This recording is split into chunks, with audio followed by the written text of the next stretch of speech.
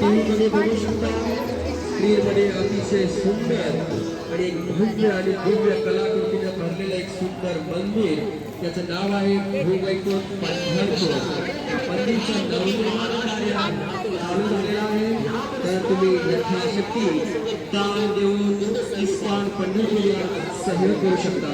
या मंदिर उभारण्याचा मुख्य कार्य म्हणजे सनातन धर्माचा एक प्रचार आणि प्रसाराचा कार्य जे ठप्प पडलेलं आहे ते चालू करण्याचं कार्य आम्ही करत आहोत.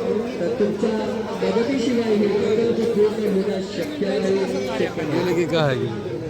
या वारकरी भाविक भक्तांनो, सर्व विठुरायाच्या भाविक भक्तांचं या इस्कॉन पंढरपूर मंदिराच्या वतीनं सर्वांचं स्वागत आहे. पहा, या ठिकाणी लक्ष असू द्या.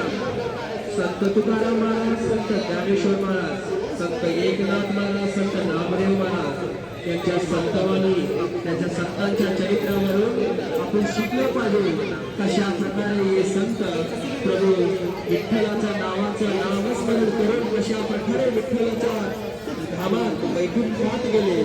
ज्याप्रमाणे ते सांगून गेले, सर्व लोकांनी गीता भागवताचं आचरण केलं पाहिजे, गीता भागवताचं श्रवण केलं पाहिजे आणि मुखामध्ये नामस्मरण केलं पाहिजे. तर आजकाल बरेच लोकांकडे वेळ नसल्या कारणाने त्या लोकांना वाचायला वेळ नाही.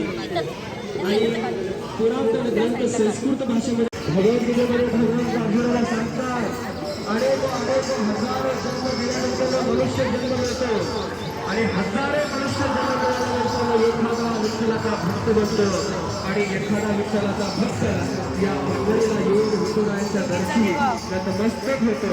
तर त्यांना महात्मा असं म्हटलेलं आहे.